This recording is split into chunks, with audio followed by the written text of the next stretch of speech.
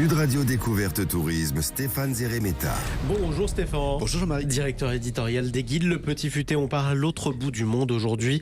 Direction une île totalement dépaysante, Bornéo. Bornéo, on est à l'extrême sud-ouest de l'océan Pacifique. C'est plein de territoires qui appartiennent à des pays différents en plus. Il y a le Kalimantan qui est partie indonésienne. Le petit sultanat de Brunei, c'est là. Et les États de Sabah et du Sarawak, eux, c'est la partie malaisienne. Donc c'est une grosse île mais partagée en différents pays. Alors le Sarawak, justement, un nom qui nous évoque des épices. Au nord-ouest de Bornéo, c'est l'une des régions les plus préservées de l'île. Alors l'État en lui-même mérite le voyage. Il y a des habitants assez nombreux, 34 groupes d'ethnies différents. C'est une culture très riche, des traditions qui sont très fortes, très vivantes.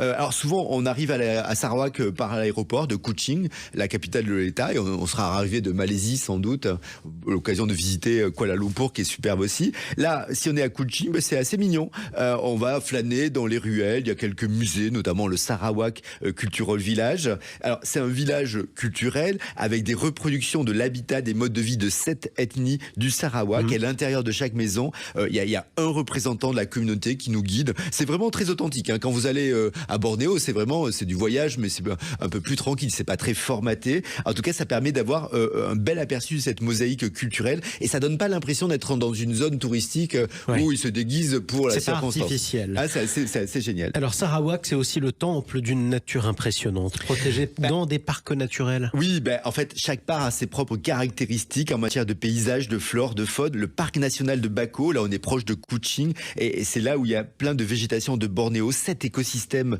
différents. Donc on va pouvoir aller profiter des plages, des landes, les marais, les forêts. Il y a des singes absolument drôles qui s'appellent les naziks. C'est des singes avec des gros nez. C'est les fameuses les singes avec un gros nez. Oui, complètement énorme et très très drôle.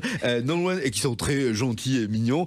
Non loin de Bako, il y a aussi le parc national de Talang Satang. Là, c'est la conservation des tortues marines.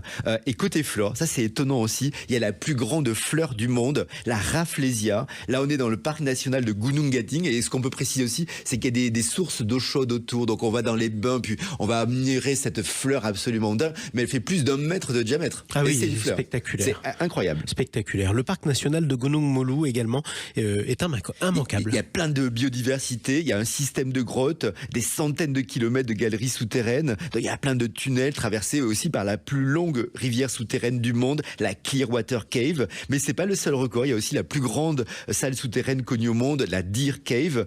Côté nature, on va faire l'ascension au pinacle de Mulu. C'est une formation karstique assez impressionnante. C'est des pics acérés, ça monte au-dessus de la canopée. Alors là aussi, il faut un tout petit peu de conditions physiques. La randonnée peut être un tout petit peu compliquée, mais c'est vrai que si on se balade sur la canopée, ça c'est plus tranquille et c'est absolument merveilleux. Oui, ça a l'air très beau. On termine avec un mot sur les stars de Bornéo qui sont les orang-outans. Oui, voilà, c'est la star incontournable.